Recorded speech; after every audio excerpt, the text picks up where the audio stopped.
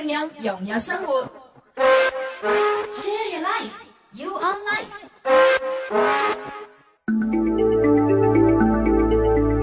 以下節目內容只代表主持及參與者之個人意見。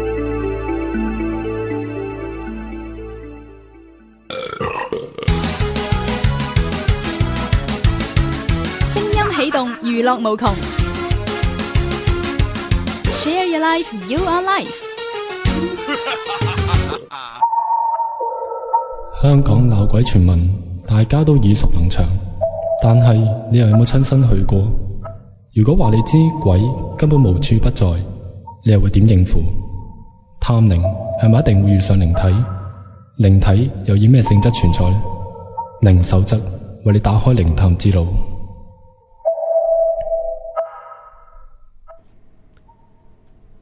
靈守則香港首期會嘅龍女喺度，同埋帶咗阿彪。Hello， 大家好啊！仲有哥頓。大家好。咁我哋第一 part 呢就會繼續呢個首期實作嘅，今日就會帶大家坐船啦，去旅行。去邊度呢？就係南丫島啦。冇錯。咁其實南丫島就風光明媚啦，風景淳樸啦，係啦，風景淳樸啦，少人啦，係啦。咁其實點解我哋會去到呢個地方呢？咁都係因為一本書嘅關係啦。咁啊，嗰本書都係講一啲靈探嘅故事啊，咁樣啲作者親身經歷嚟嘅。咁啊，講少少嘅歷史背景先，可能悶少少啦。咁啊，日治時期呢，咁啊南丫島呢就係呢個日軍嘅軍事據點啦。咁啊島上面呢就有數千名嘅士兵啦。咁之後呢，二次大戰之後呢，日軍呢就將一艘艘載有呢個超級炸藥嘅小型魚雷艇啊，號稱呢個叫做鎮陽自殺特攻摩托艇，個名好長啊。咁啊諗住咧就擺喺啲神風洞入邊咧，就係俾嗰啲敢死隊咧用嘅。咁啊即係一出去咧就咁樣噶啦，會就自殺式炸彈襲擊啦。係啦，冇錯，簡單啲嚟講就自殺式炸彈襲擊啦。咁啊當時咧其實就有4個咁嘅神風洞啦，所謂嘅。咁啊而家咧就最南邊嗰個島上面最南邊嗰個洞咧就已經係封咗噶啦。咁啊剩翻3個嘅。咁暫時嚟講我哋都叫做你去到咧，其實政府都會有啲路牌噶，會插咗係都指示哦，呢個就係呢個古蹟嚟嘅，屬於係啊。咁啊曾經就係日軍侵佔嘅時候用咗嚟做擺炮艇啊咁嘅地方嚟嘅。咁啊究竟有啲咩古仔咧呢度咁樣？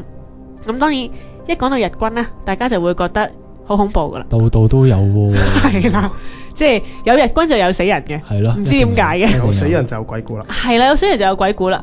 咁啊，話說咧就係有一對情侶啦，咁啊喺呢個南丫島呢個浪漫緊嘅時候咧，咁啊行到去神風洞嘅出邊啦，咁啊一路睇緊個神風洞出面個介紹牌，哦，原來呢度咧就係乜乜密密咁樣啦，咁啊當年點點點咁樣啦，跟住忽然間咧就聽到個洞入邊咧有人講嘢喎。講乜嘢啊？係啦，講乜嘢呢？咁佢其實呢，佢初時呢就聽唔清楚嘅。咁一路去行近啲嘅時候呢，個聲量呢就越嚟越大啦，已經係。但係佢聽得出嗰個語氣呢，就好似唔係咁歡迎佢哋，好似喺度呼喝緊佢哋，但係就硬係就聽唔到佢想講啲乜。咁啊，隱隱約約個男仔隱隱約約聽到呢，就好似好似係啲日文。係啦，可能唔知係咪佢即係感覺嗰個直覺上啦，我嚟到神風洞。咁呢個係擺日軍嘅嘢，咁有人講嘢梗係日文啦，係啦，咁啊可能係佢嘅直覺啦，咁佢啊情急之下咧就講咗句講咩得嘥咁樣，即係話唔好意思，係啦，唔好意思咁樣，咁啊即刻走咗去啦，咁啊故事咧就去到呢度嘅啫，咁啊我哋就因應作者嗰本書仔啦，個作者嗰個經歷啦，又根據呢啲咁嘅傳聞啦，咁我哋都去到南丫島呢個神風洞嗰度考察過嘅。咁我可以講下個神風洞嗰個入邊究竟係點嘅樣呢？究竟係點樣洞？有幾深呢個洞穴？咁其實入邊就我哋見到呢，其實都流水淙淙嘅。其實地下係都幾潮有水嘅。其實地下都幾跣嘅。係啊，有跣啦，有石頭生晒青苔咯。係啦，咁啊，你話影個個頂嗰個位呢，其實就都係啲碎石啊咁樣，你會見到可能一路滴水落嚟啊咁樣嘅。咁個情況其實你會覺得幾惡劣咯。我會覺得係個感覺係即係入到去陰陰沉沉又濕濕立立咁樣，其實驚係驚咩咧？就驚有蛇蟲鼠蟻啫。我記跣得親啊嘛，驚跣親真係。係啦，又驚跣親嘅，即係其實就冇乜話咩特別嘢好驚嘅。其實去到嗰度，咁啊當時我哋亦都做過一啲氣場探測啦，係咪入標？咁啊其實個氣場嚟講，喺個神風洞嗰個洞口嚟做嘅時候咧，我哋啲氣場探測棒咧係向外推出嚟嘅。係啦，因為其實唔知係咪又因為個氣流關係啦，因為我哋始終對呢樣嘢唔好認識啊，係啦，咁啊但係咧我哋就當時我哋人感應咧就感應唔到風，但係啲氣場探測棒咧就俾入邊嘅風力咧就推咗出嚟，唔知係咪風力定力量啦，咁啊一啲氣場咁推咗出嚟，咁變咗嗰個氣場咧就其實話你話唔穩定咧，其實又唔可以話唔穩定嘅，因為其實佢一路個力量都係一路向外推啊，即係其實係嗰個能量信息靈體嘅能量信息一路向外推引出嚟，咁好似係有少少係想阻止我哋入去咁嘅感覺嘅，係啊，有少少妨礙你唔好係啦，唔好入嚟啊！你哋咁樣一路係推咗我哋走咁樣嘅，咁我哋亦都冇話再深入去入邊行啦，因為始終又濕立，又嗰陣時又黑咧，係啦，又濕立又黑咁樣，即係有咩事發生就弊啦咁樣。咁我哋咧就純粹就想話擺低個錄音器啦，係啦，但係點知 MPV 冇電啦，真係不幸嘅呢個事件。首期會第一次咁不幸嘅考察啦，我覺得係好準備不足啊。係啦，咁啊唯有當時好彩咧，我哋啲電話咧都可以錄到音嘅，係啦。咁話說嗰陣時係阿哥都同另外一位隊友啦，係隊員去擺低個 MPV， 唔係擺低個手提電話嘅。咁嗰陣時點樣咧？因為嗰陣時我同另外一位隊友咧，咁啊揾緊笪地方嚟擠個手提電話啦。咁因為嗰度全部石頭咧都係生晒青苔啊咁樣。洞口嗰度啊，係喺洞口嗰度。個電話跌落去就冇。係啦，咁佢又好似流緊水，佢咁樣好似一條溪仔咁樣。係啊。咁啊，所以揾緊一笪乾淨啲嘅地方嚟擠個手提電話啦咁樣。咁啊嗰陣時已經錄緊音噶啦個手提電話。咁啊嗰陣時另外一位團友咧就問我哋。就問我，佢話放邊度好呢？咁樣，咁嗰陣時我係喺度揾緊，我冇答佢嘅。之後我哋翻到去宿營嗰度嘅時候啦，咁啊聽翻聲嘅時候呢，就發現原來係有俾個回覆我哋嘅。嗰個係咩回覆呢？嗰個回覆呢，就係話放依度啦，咁樣。係啦，咁好可惜啊！真係聽眾你哋比較唔幸運呢樣嘢，有機會聽到。係啦，因為嗰個聲檔咧，比較特別，就唔係我哋普通嘅 .mp3 同埋.wave 檔嚟嘅。咁佢係要再調校過先至可以轉翻做大家喺電腦上面可以聽得到。咁暫時嚟講咧，我哋都未整到出嚟俾大家聽。咁啊，唯有係。佢嗰個聲檔咧，我哋因為其實隊員發現嘅時候咧，其實都好緊張啊！呢件事係竟然會有人應我咁樣，係啊，呢種聲，但我哋全部當時係靜晒望住佢哋。係啦，因為其實係我嗰陣時同阿 Panda 一齊，咁又唔係我哋兩個人嘅聲嚟嘅。咁我哋放低之後，又係照慣例咁樣，我哋又離開咗成10幾分鐘啊，咁樣跟住先再翻嚟噶啦。咁我哋翻嚟嘅時候，又會係講翻話，我哋翻嚟啦，咁樣嚟攞翻部手機啦，咁樣係好奇怪咯，會覺得係啊，因為其實隊員聽到嘅時候呢，就係即係好大嘅發現啊！呢個係一個，因為始終我哋其實就未試過話我哋講嘢而靈體嘅元素係會回應我哋嘅，係啊，純粹係可能我哋擺低佢會做一啲聲音出嚟，可能腳步聲啊，移動你部機啊，或者可能有啲草聲啊，滴滴嗒嗒啊，即係你只會係純粹錄到一啲咁嘅雜音啊，可以話一句子呢都係為第一次，係啦，真係第一次，我哋聽咗無數次，佢初時話佢都聽到，其實重複聽，因為初時聽係聽唔清楚佢想講咩咁樣嘅，但係佢再細心啲去聽嘅時候，真係聽到佢話放呢度啊咁樣。咁其實我哋當時嗰啲人一路聽嘅時候，其實個心都好寒啊。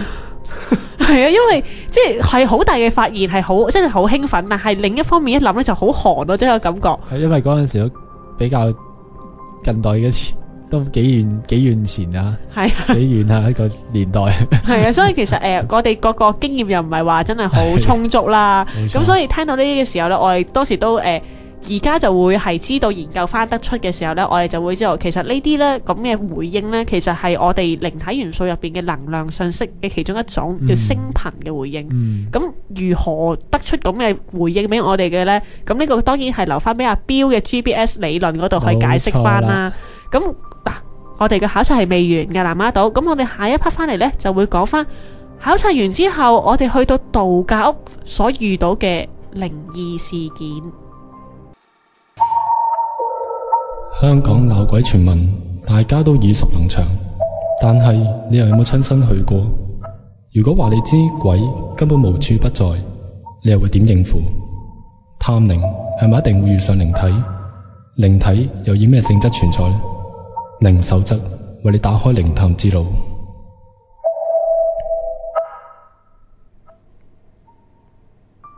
繼續靈守則，我哋呢個環節係首期實作嘅。咁頭先講到啦，我哋去完神風洞啦，咁啊，其實南丫島上邊呢，我哋都有去過另一個地方嘅，就係揾呢個金塔嘅所在地嘅。咁啊，金塔就可能大家比較難揾少少嘅呢個位置，係喺一個涼亭，跟住有條小路走翻落去，跟住就會見到個金塔。咁啊，傳聞嗰個金塔係擺邊位先人嘅呢？就係一位當時嘅日軍嘅，係啦，當時日軍因為打輸仗啦，咁啊佢又翻日本呢，就係恥辱嚟噶嘛，咁樣係一個，咁啊唯有喺呢度留低喺香港，咁啊切腹自盡嘅佢係，咁啊金塔就係後人幫佢哋擺喺度嘅。咁啊，究竟傳聞屬真屬假呢？咁我哋真係不得而知啦，因為佢又冇話擺啲乜嘢嘅墓碑啊，咁任何嘅記號啊喺度。個金塔係啦，就咁得個金塔就喺個山嘅中間咁樣。咁啊，因為其實我哋南丫島，我哋去完即係其實都算走勻成個島嶼噶啦，我覺得都。咁啊入夜啦，咁啊又錯過咗船期啦，好可惜地，即係我唔知點解咁不幸啊！呢一次考察真係。咁啊唯有我哋急不及呢個唯有好心急咁樣去揾一間度假屋嚟借宿一宵。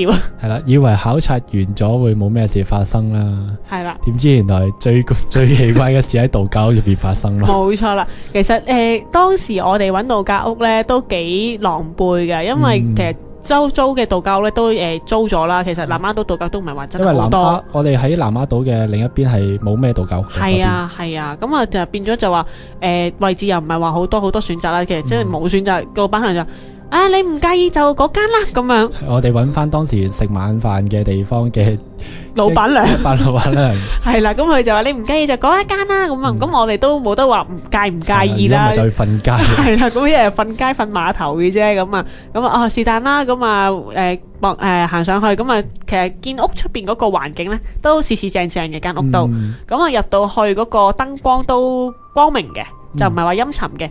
但係個間隔咧就好似有啲怪嘅，都比較奇怪，因為我哋一開門咧，門後邊咧其實有條走廊仔，有間房喺入，但係遮住咗個一開門嘅時候，咁我哋係閂咗門先知嘅，係同埋一入去咧，發覺咦，其實一入去就已經有張床喺度噶啦，轉個彎，跟住就前邊已經擺咗部電視，電視對住竟然係一塊鏡咯，係啦嗱，大家咁嘅感覺咧就以為係即係唐樓式間開咗嘅套房啦，錯。嗰間房係好大，好大，但係好空曠嘅啲位。係啦，即係佢係唔幫你間房同廳，就好一大間屋即係開放式咁樣啦，好似係雙人床，係一張雙人床就打斜咁樣擺中間，跟住然後就望住電視機，電視機又望住塊鏡。即係呢個格局係唔似係有人住喺入邊嘅格局。係啦，即係你如果係一個正常嘅人，即係你係長住嘅話咧，其實咁嘅格局其實個人都幾辛苦喎，我會覺得即係又空曠，住得唔舒服，係咯，又空曠喎。如果我真係可能情侶咁喺度住，係咪雙人床啊嘛？情侶咁喺度住嘅話，其實嗰個感覺都幾唔舒服。即係可能一個喺床，一個喺窗邊，個距離幾大。可能當時嘅屋主係中意咁住啦。好啦，就唔知啦咁樣。係啦，咁啊，其實到夜晚嘅時候咧，咁啊，阿龍女就瞓着咗啦，已經。已經太攰啦，因為係啦。咁但係好似阿哥頓同阿彪都有啲嘢發現咗出嚟喎。冇錯，係啲咩事咧？即係嗰陣時咧就唔係話太攰，咁啊唔係點瞓得着啊嘛，咁啊瞓喺張床度，咁啊夜媽媽嘅時候咧，咁啊聽到廁所即係總之係睡房出邊啦，咁啊廁所嗰度咧就有啲拖鞋聲行嚟行去，係，咁啊我一直以為係可能其餘人咁啊未瞓啦，咁啊出入啦，唔知邊個食錯嘢啦咁樣，咁啊到第二朝問嘅時候咧，就竟然原來成晚都係冇人出入個廁所嘅，係啦，係啊，我哋其實全部都瞓咗喺張床上面噶啦，係啊，但係大家係冇，你哋係冇瞓着過噶嘛？我哋係有瞓着過嘅，係，我同另一位隊員阿 Panda 咧，其實係有瞓着嘅，但係怪事唔係喺我哋瞓覺嘅時候發生，我哋所感覺到嘅怪事啊，因為我哋係瞓醒嘅時候先至聽到嘅。係聽到啲咩聲咧？其實嗰陣時就應該接近清晨噶啦，咁我就朦朦朧朧，有人拍醒我咁啊。有人拍醒你啊？係我隊員拍醒我，跟住就我唔記得噶啦，因為好驚你咁樣講。大家聽眾都唔好咁驚，咁聽埋我哋講落去先。咁其實拍醒我之後就同我講話，你聽唔聽到啊？我話聽咩啊？跟住我嗰陣時朦朦朧朧，我冇擘大眼睇嘅，咁我聽啦，跟住細心啲聽下，有啲拉窗簾噼噼啪啪，係咁拉嘅聲，跟住我聽到啦。咁但係其實個窗簾有冇喐到咧？跟住我就擘大眼睇啦，梗係當然首期啊嘛，梗係啦，一擘大眼睇係冇喐過嘅窗簾，但係呢種聲係一定係拉窗簾嘅聲，噼噼啪啪聲咁樣，好似有人嘈醒我哋咁。即係話你又好走啦，天光啦咁樣。係啦，類似係咁嘅情況，因為嗰陣時其實我哋聽到呢啲聲，我擘大眼望到嘅時候，我都走出去睇，原來天光喎出邊。因為其實如果大家唔知個間隔，其實可以上翻我哋網站睇下，真係好奇怪嘅間隔。我哋影咗啲相，嗰張床係打斜嘅，床頭係對住個角落頭嘅，係唔係拍埋埲牆嘅，係好得意嘅。咁我當時嘅瞓嘅地方就唔係張床入邊，我係拉咗啲床褥落嚟，瞓喺地下嘅。咁我隻腳係對住嗰個窗簾嗰個位嘅，咁所以我一擘大眼係見到個窗簾係冇喐過，但我就聽到呢啲咁嘅聲咯。即係其實你係阿 Panda 就可能係俾嗰啲窗簾聲應該嘈醒咗，咁我就俾佢拍醒咗。係啦，跟住佢又拍醒你，話問你聽唔聽到，然後大家都聽到嘅情況之下咧，擘大眼望啦，但係窗簾係冇喐過嘅，冇喐過噶。係，但係其實嗰間房，即係其實嗰間屋啦，可以話係個感覺你話怪異咧，即係除咗間隔之外怪異啦。你話真係會唔會好似我哋考察出去咁樣嗰種有嗰種壓迫感啊，或者一入去就哇周身唔舒服唔聚財嗰種咧，其實又冇噶喎。一嚟我哋太攰咧，我哋其實有地方瞓，我哋都覺得好開心噶啦。已經係一件好快樂嘅事啦，呢件已經係啊，冇錯，好感恩咁樣要。我哋嗰陣時係好似係放低咗啲嘢再出去噶嘛。我哋夜晚係諗住去張保仔洞，係啦，唔係南丫島點會有張保仔洞？唔係，要搭船噶啦。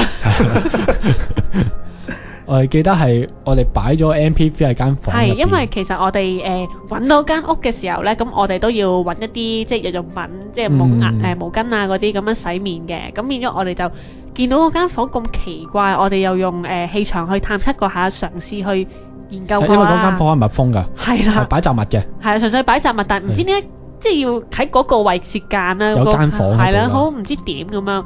咁我哋咧就嘗試就係擺低個 MP3，咁啊睇下會唔會我哋離開咗間屋啦，會唔會有啲咩聲錄到咧咁樣？咁我哋係曾經出過間屋，跟住買完嘢翻嚟再拎翻起個 MP3 嘅，冇錯，係啦。咁啊唔知好唔好彩啦呢啲叫，咁啊我哋就真係錄聽到有聲，真係好得意啊！係啦，即係唔知係佢想話俾我哋聽。你係咪想揾我呢？咁樣嘅情況，我哋係咪有 feedback 俾翻你呢？即係呢個係其實係可以話真係首期會第一次有個即係咁樣嘅形式去做。我想錄一啲聲，然後佢真係俾一啲 feedback 俾翻我哋，話俾我哋聽，你要錄啊嘛。我喺度啦，就俾你聽到。係啦，我喺度啦，你係咪要揾我？即係會真係第一次嘗試到係有咁樣嘅交流啊，可以話係。冇錯，係啊，即係可以同靈體嘅元素交流，我哋真係第一次實驗到咯，可以話係。咁啊其實你話成間屋嚟講咧，除咗我話瞓到死咗咁，所以我聽唔到話拖鞋聲啊，聽唔到嗰啲拉窗簾嘅聲啊，咁我其實就完全都聽唔到嘅呢啲嘢。咁其實我係覺得你話除咗嗰間房之外咧，其實覺得最唔舒服咧就係嗰個廁所同埋個廚房嘅啫。係因為係要行入經過張床先行入到嗰個位置，即係一來佢個間隔已經比較怪啊，嗰個即係對於我當時嗰個心理同埋嗰個感覺咧，已經係有啲影響，即係硬係我哋當時仲知想點講，仲見到個電視機反映到塊鏡咧，我哋揾咗塊布冚住部電視機噶啦。係啊，因為呢啲其實一啲錯覺嘅嘢咧，反而會變咗可能其實冇事，係啦，係啊，心理影響更加大，變咗可能真係瞓唔到覺，咁啊仲麻煩變咗。咁變咗我哋就做咗好多安全嘅措施啦，咁啊瞓覺啦，但係點知都係遇上啦，係啦，咁啊即係證明係冇關係嘅，要遇上就偏要遇上。係啦，咁啊不過都好彩嘅，因為始終首期會嘅人可以話係我哋係尊重靈體嘅。咁變咗佢哋要顯示俾我哋睇咯，可能真係純粹話想話俾我哋聽，我喺度，你哋借宿一宵就好走啦，就唔好話再喺度逗留啦。呢個係我嘅地方，即係有少少咁樣嘅警惕性嘅，係啦。咁我哋下一次呢，又會去另外一個離島嘅。香港鬧鬼傳聞，大家都耳熟能詳，但係你又有冇親身去過？如果話你知鬼根本無處不在，你又會點應付？探靈係咪一定會遇上靈體？靈體又以咩性質存在呢？靈守則為你打開靈探之路。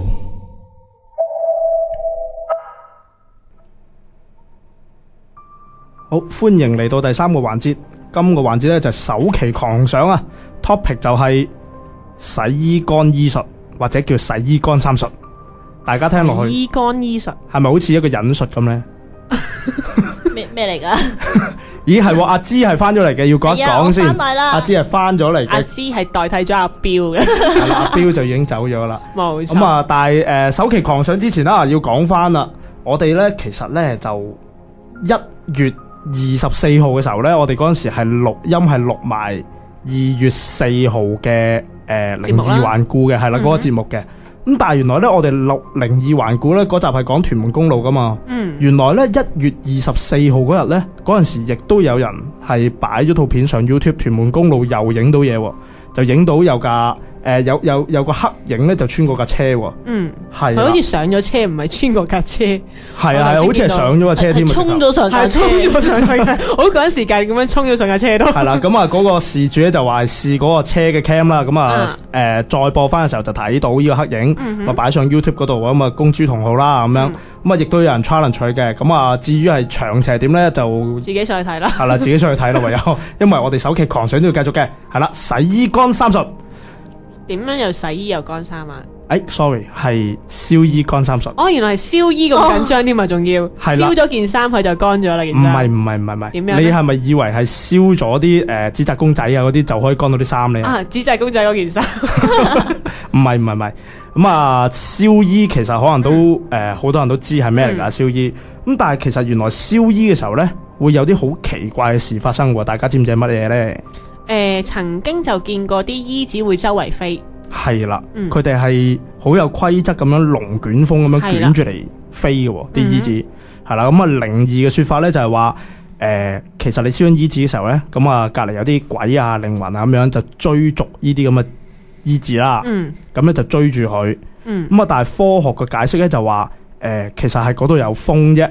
即係一啲氣流嘅問題嚟嘅。係啦，氣流啦，咁啊就形成呢個咁嘅龍捲風咁嘅嘢啦。咁但係有陣時我哋可能拜四角，我哋都會燒衣紙噶嘛。咁啊間屋其實係已經閂晒窗嘅，都會有呢個情況出現嘅。咁其實如果呢個情況之下，我哋就可能聽眾大家都會諗到，咦咁究竟我哋係歸入於靈異啊，定係歸入於科學咧？咁樣嘅話，要睇翻個別例子。係啦，因為係要即場去分析噶嘛，我哋都要係啊。咁但係至於燒衣，我哋可以點樣乾衫呢？係啦，我哋講翻嚟狂想先，燒衣點乾呢？我都想知。去煙熏件衫，煙熏件衫咪好大陣味咯。咁即係可以點做呢？就係趁嗰個龍捲風喺度嘅時候啦，係啦，就擠啲衫喺嗰度乾咗佢。哦，咁咪每次淨係可以執到一件咯。唔係，你夏天好潮濕噶嘛，咁你衫好難乾噶嘛。咁如果咁啱你屋企又係冇乾衣機嘅時候，不妨燒一燒衣。即係用幾十蚊去買啲衣紙翻嚟，燒咗佢，係啦，跟住就洗定啲衫就擺喺側邊，咁啊燒一路，跟住就等，咦？冇龍捲風咁點算啊？如果我燒嘅時候，咁咪蝕咗咯。唔會，你拜咗神噶嘛都有，嚇係啦，一石二鳥噶嘛呢個方法係，咁係啦，你又可以拜神，又可以拜神，又可以乾衫，咁但係你要留意個龍捲風喺邊度出現喎，你啲衫就要通處擺嘅喎，係啦。即係如果嗱，咁即係可以話啦，其實個方法最好咧就大家唔好喺拜四角嘅時候做啦，因為拜四角咧起碼有5堆衣紙喺度嘅，咁啊你唔知邊個風即係嗰個龍捲風喺邊度出現，你啲衫就會周圍咁樣喐啦。咁最好咧，其實咧你哋應該淨係燒一堆衣紙好啦，咁佢出唔出現都喺個堆衣紙度啫嘛，係咪先？但係其實好常出現過呢個情形。但係如果你話以我嘅經驗嚟講呢，我就比較少遇見咯，即係都係聽聞咯，聽聞嗰啲人話啊，一燒完之後就即係捲到好犀利嘅，唔知點解，即係個感覺就真係好似有嘢喺度搶緊佢啊，喺度追啊，喺度分啊，即係你爭我又喺度爭啊，咁嗰啲金銀衣紙呢，大家喺度鬥爭咁樣咧，有咗佢哋即係遇到嘅人就會有咗咁嘅感覺咯。係啊，我嗰陣時入伙啊嘛，又係拜四角，跟住嗰陣時係已經閂晒窗、閂晒門嘅啦，入晒去啦，已經係覺得好焗噶啦，我哋成站都。但係一燒嘅時候，仲要燒嘢喎，即係你會知道點解清明嘅時候啲人咧應該會咁感動，會流晒眼淚啦。我嗰陣時一流眼淚，拜四角嘅時候都真係好感動。咁啊已經係好頂唔順啦，但係都會有呢啲氣流存在。係啦。咁如果真係要科學啲解釋，有可能。係因為你燒嘢嘅時候，咁啊會產生熱空氣啦，咁啊會上升啦啲熱空氣，咁啊所以會有啲氣流出現啦。雖然我哋 feel 唔到啫，咁但係佢呢個熱空氣上升嘅時候，都會產生呢個氣流噶嘛。係啊，會產生對流作用咯。係啦，對流作用係啦，咁就會有呢個龍捲風出現啦。哦，咁但係如果擺啲衫喺度，咦？咁其實我哋應該係拜四個時候先至用呢個忍術，定係喺呢個普通我哋拜祭嘅時候做呢個忍術咧？應該係啲衫唔乾嘅時候。哦，即係嗱，差唔多啦。嗱，而家回南天啦，開始大家聽眾，我哋春天過咗新年咧就開始回南噶啦，香港。咁我哋可以嘗試下用呢個方法去睇下我哋啲衫會唔會乾快啲？又可以慳電添喎，我哋唔用乾衣機。係啊，冇錯啊，慳翻錢喎，就環保添啊。係喎，即係橫掂我屋企都冇乾衣機。我原本諗住咧唔係乾衣咁簡單嘅，我諗住話擠下風車啊，令到大家好運啲啊。哦，又或者又整個風力發電咁嘅嘢，但係風力發電根本扯唔喐啦。係啊，係咯，風車都 OK 喎。但阿芝頭先私底下同我哋講咧，風車會逆轉噶。係咯，係咪會逆轉噶？風車應該唔會逆轉噶噃，佢係有個杯咁嘅嘢係載住啲風啊，我唔識點形容。載住風都係嘢嚟噶，嘢嚟噶，係載到噶，係啦。都係一種氣體嚟嘅。係啦，咁你係個風係要吹向佢嘅時候，佢先至會向一個方向喐嘅啫嘛。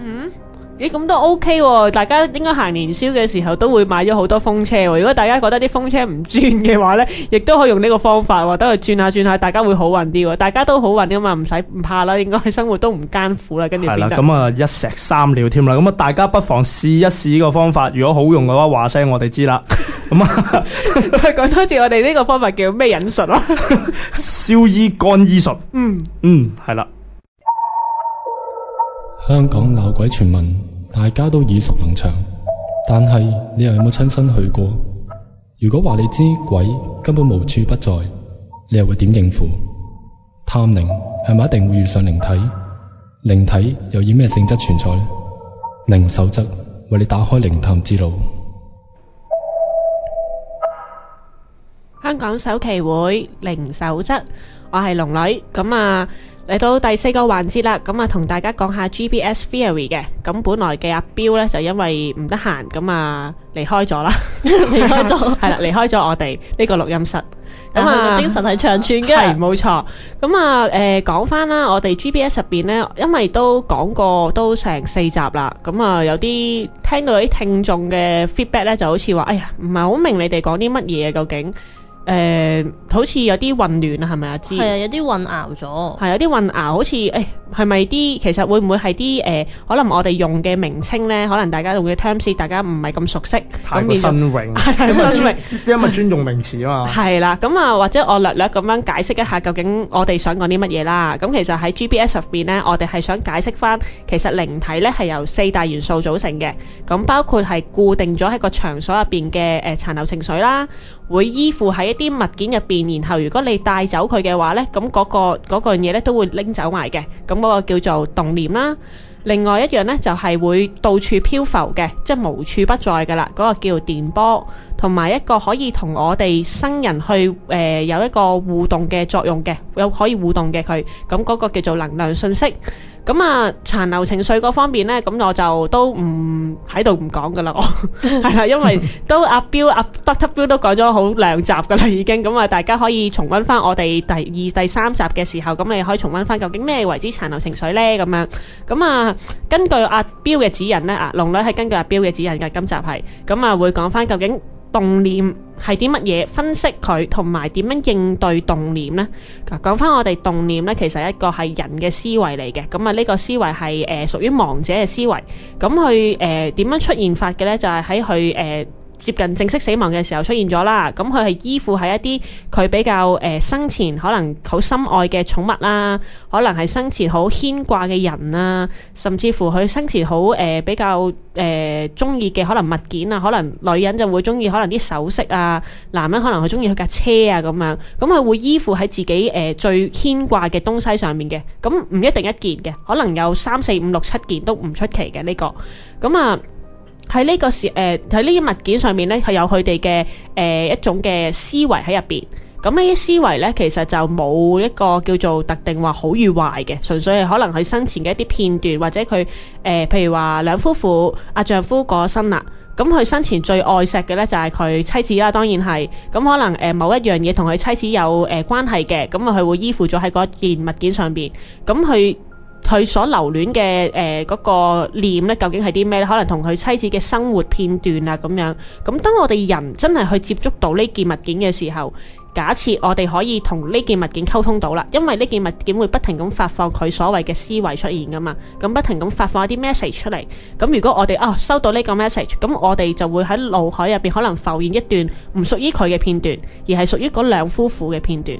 咁個感覺就好似，咦？就好似我哋上次阿標都所講，有啲叫做記憶嘅錯覺啊，嗰個我唔記得咗個 terms 叫乜嘢，就好似係鬼上身咁樣，好似人格分裂咁樣。係啦，咁啊會係一啲可能我哋曾經我以為我自己去過，但係我冇，其實原來我一直都冇嚟過嘅地方嚟嘅。曾經以為自己做咗，以為啫，但係其實一路都冇做過。但係有一個感覺就我嚟過，我有做過。但係原來我係冇嘅，咁其實呢一啲咁嘅記憶嘅錯覺呢，其實就會係你接觸到嗰個亡者嘅一啲動念所影響到嘅。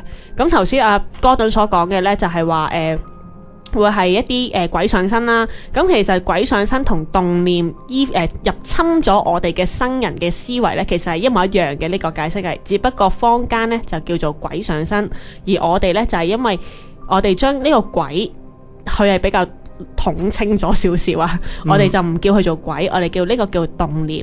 我哋嘅生人嘅思維俾亡者嘅思維入侵咗，咁變咗我哋就好似存在咗有2個人喺度，可能唔好彩啦，個生人接觸咗3個亡者，咁我個思維入邊就會存在咗4個人啦，即係包括自己本體啦，咁有4個人存在咗。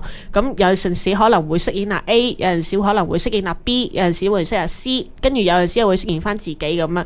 俾人嘅感覺就會好似一啲人格分裂，又或者有人會覺得你係咪鬼上身啊咁樣。咁其實鬼上身呢個統稱呢，我哋就為之以香港首期會呢個 GBS Theory 入邊嚟解釋呢，其實佢係你嘅思維俾動念入侵咗，所以形成咗一個所謂坊間叫做鬼上身嘅行為出現咗啦。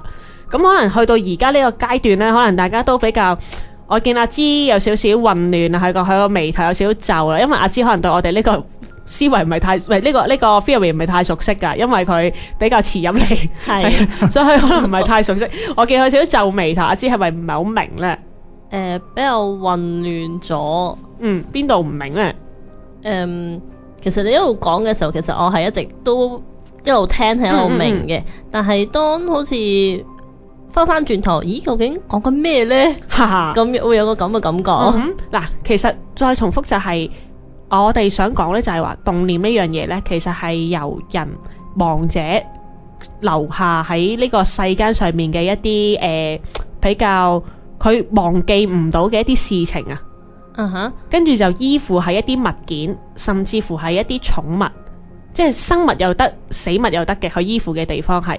咁點樣會接觸到呢啲嘢？點樣會遇見呢啲嘢呢？就係當我哋可能摸到呢件物件嘅時候，出現咗一啲反應，嗰啲嘅反應呢，就包括咗就係做一啲平時自己唔會做嘅嘢啦，即係我唔識講日文嘅，忽然間無啦啦講一大紮日文出嚟，咁你唔知我做乜事，我講完之後我自己都唔知做乜事，咁呢個係其中一個遇上動念嘅反應嚟嘅，呢個係所出現嘅行為嚟嘅。第二個就係好似所謂嘅人格分裂咁樣，我變咗另外一個人啦，直頭係完全係可能我本來好溫柔好體貼嘅，跟住變得好暴躁咁樣，即係咪都鬧人啊咁樣。咁呢個亦都會係其中一個遇上咗動念之後個生人所會出現嘅一個行為嚟嘅呢個。但係呢個情況呢，就係個動念係已經大過嗰個人嘅本身嘅意志啦。係啦，呢個係已經去到最嚴重嘅程度噶啦。如果你會變成係另外一個人嘅話，已經係一個好嚴重嘅情況嚟噶啦。咁當然啦，去到而家為止啦，